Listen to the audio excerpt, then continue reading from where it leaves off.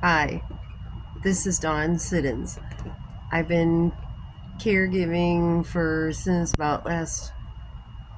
at least last August. I kind of got thrown into the whole caregiving thing. I mean, I raised kids, had grandkids, but caregiving is a whole another thing when you're watching someone be ill and have to take care of them and you want the best for them and for me, I came down here and he'd helped me have a place to stay when I was having a rough time after my back had herniated and two discs in the lower back. I couldn't walk or anything. I didn't have anybody to help me. I had 2 flights of stairs to drag my body up to go to the bathroom. Anytime I had to go to the bathroom, sometimes you don't make it, so then you gotta wash that when you get done.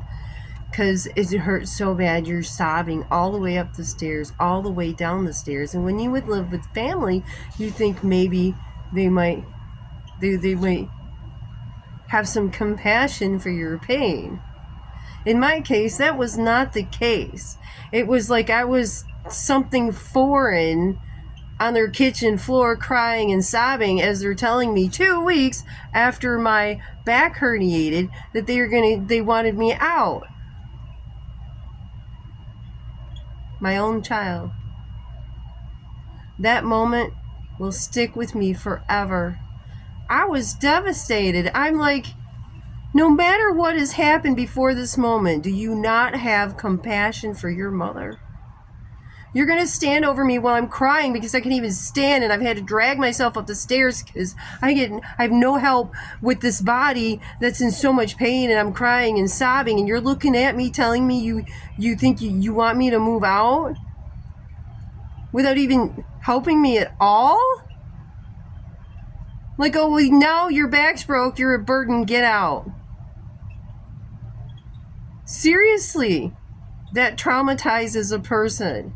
So, when I became homeless and left her home, he took care of me. He took me in. Okay? He took care of me. So, when he got sick this last year and I was living with him, it wasn't like I was forced to take care of him. But my back was still healing when my daughter kicked me out. And I didn't have a job and I had no money.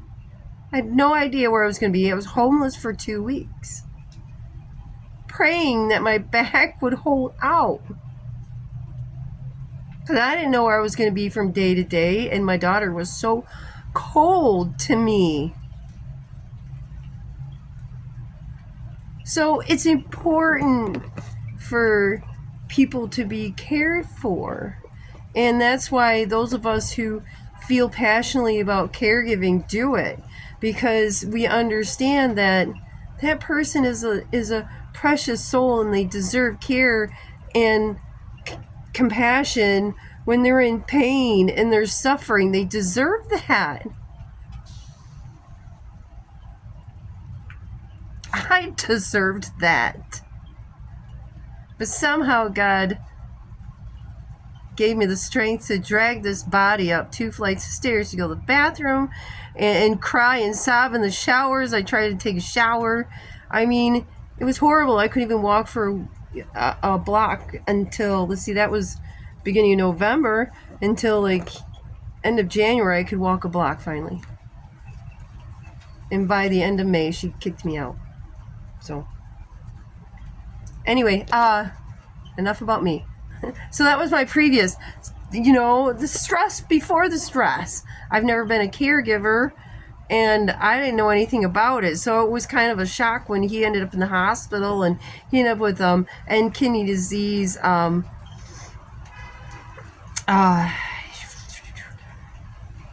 congestive heart failure, high blood pressure, and he almost died. He was really close to death when I called the ambulance for him. And really at that point, that was the point where it was turned from what it was to a caregiving friendship where I took care of him because he was too ill And now here we are. I mean, that was he started getting sick near the end of last August, so it's been since then. So I've learned a lot. I mean, I definitely wasn't trained. It's trained in action. Along the way, I kind of lost myself and didn't take time for myself, and that's a tragic thing that happens with those of us who are caregivers, because we feel guilty. I felt guilty. I felt guilty for taking time for myself. I felt guilty for wanting to laugh.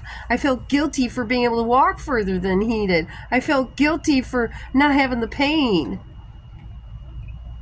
You know, because you feel so bad for their suffering, because you understand. Like I understood, because I've been through pain in suffering myself. Not this kind, but a different kind. Having back pain is no joke. And once your back gets hurt, it's like forever in there. And it didn't help. What really got me going was like, okay, August. He went into the hospital in September, almost died. So when he came home beginning of October, I became his full-time caregiver. And talk about, like, it was definitely a big change, but I'm not one to give up. And from what happened to me with my daughter, there's no way I was going to abandon somebody who was sick. Even if we had issues in our, between us, he's still a precious human being, and he deserves care and he deserves care and respect and to be taken care of. Seriously, that's why we do it, because we know there's a precious soul in that body. We know there's suffering, and we do as much as we can. And sometimes we ignore ourselves, and wow, that's really red. I was new to it. I didn't know. I was just kind of wing through it. And somewhere along the way, everyone's like, remember yourself. So I try and take some time to meditate in that. But you really have to have time away for yourself. It's not just like, okay, well, I'm going to go in the room and sit and have some time. You really need some disconnect time to clear your own energy, because the heaviness of the energy of their illness and that can really weigh heavy, and the heaviness of their emotions that because you have to watch what you say around them. You can't just come in and start dancing around while they're, it's in so much pain, they're in tears, you feel guilty.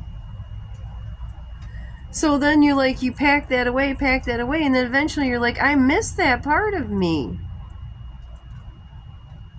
Well, now I'm at the point where I've had bouts of exhaustion since January.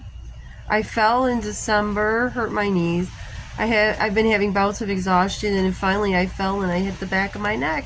And God's like, this is enough. And then I end up with a cold, and I'm like, I have to find ways to take care of me. So the most important thing, and support from his family is huge.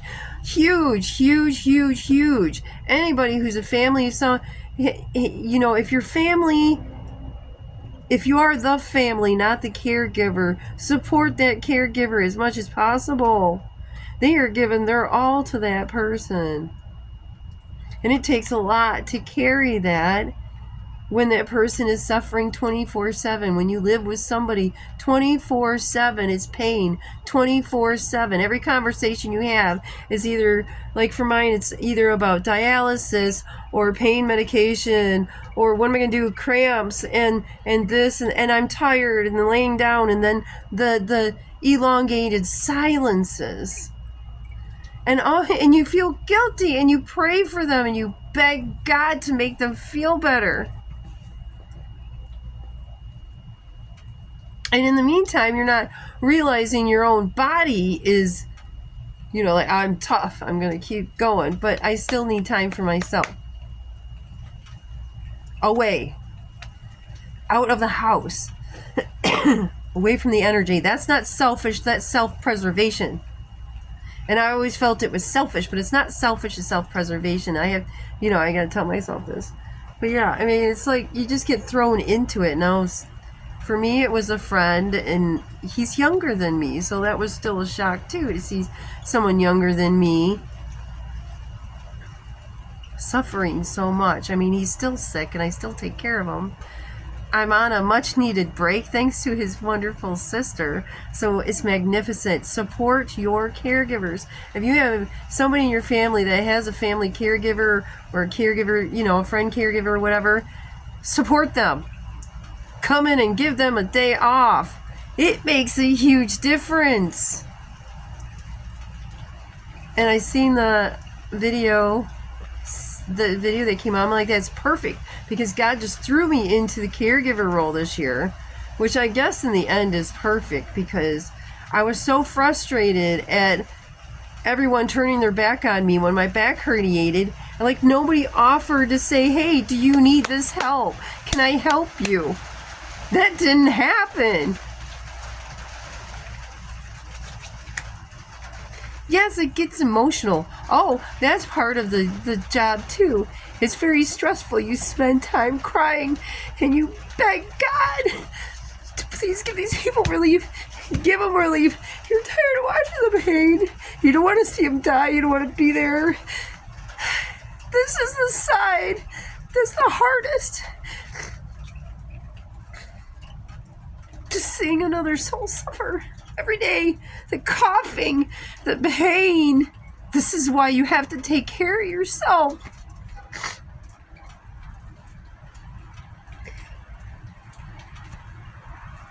You give all of yourself to it. You do your best. Nobody's perfect, but if you love and care for a person, you know,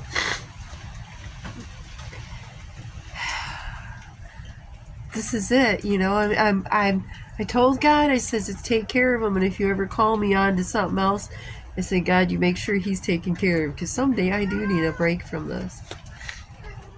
But I would never abandon him, because, you know, I was left alone with my back pain. I can't imagine anybody just having to drag their body around and you can't even stand. And people just walk, your family walking by you like it's nothing. So, yeehaw for all the caregivers out there to give care to these two people, so that they're not going through what I went through, and they're not getting shoved in some home where they're a number and there's not enough staff and nobody talks to them and their family doesn't come around anymore. I wouldn't want my friend there.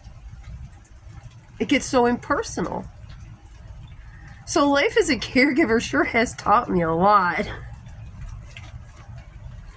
I could go on and on. I mean, I have so much to say about it. I'm just like, that PBS, it came up, so I wanted to share my story. But there's so much to share. I can't fit it in a few minutes. You learn compassion and patience and forgiveness, not only for yourself, but for the person you're caring for. Because you understand where they're at. And it really has been a huge learning curve for me. He has learned along with me, because he's never been in this situation. And I've never been in this situation. And it's really hard to see someone younger than you get sick and ill and come that close to death. You know. So it's an emotional roller coaster ride that you ride, that I've been riding. But guess what? God gave me strength and I'm still here. And if we band together, and I just love how all that came out in the awareness of how much we all go through. If we share our experiences, you know you're not alone. So, hoo-ah. Thank you for listening to this, and have a great day. Love you. Namaste. Hugs. Caregiving. It's a lot of work. You really have to dedicate yourself. I mean, there are times where you break down and you cry. There are times that you sit here with God and you yell at him like, what the is going? And you know, you really have to be mindful of everything you say around that person, because you want them to have the most comfortable experience no matter what's going through you. You want them to be comforted. I wanted him to be comforted where I was never comforted.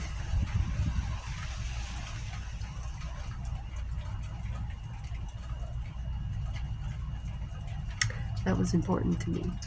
And just treating another person with care and compassion during hard times. So here's some of my thoughts on my caregiving experience so far. But I would definitely love to share a lot more, and I'm sure I'll make more videos, but I just wanted to get that out there. It's hard to talk about hard things sometimes, and it's time for us all to speak up. So, love you all. Peace out. Mama's Day. Mama's Day. Sense of humor. I have to keep my sense of humor.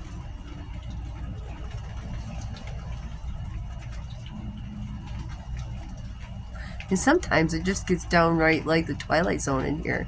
You want to know what it's like for a caregiver? You don't know from day to day. Okay, it could be a good day, it could be a bad day. He could wake up in pain. He could be tired. He could be talkative. It could be a day where he just sits in silence all day, or maybe a day he's in bed all day, or a day where he's having extreme pain all day. You never know. It's crazy, right?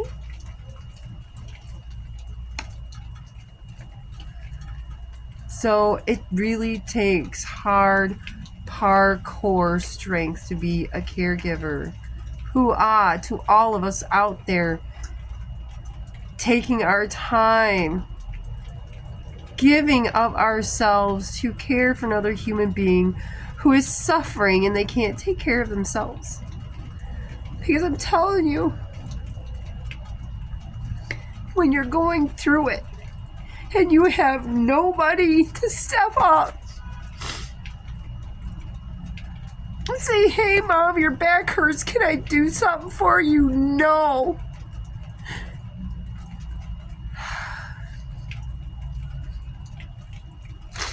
Nobody should have to go through that.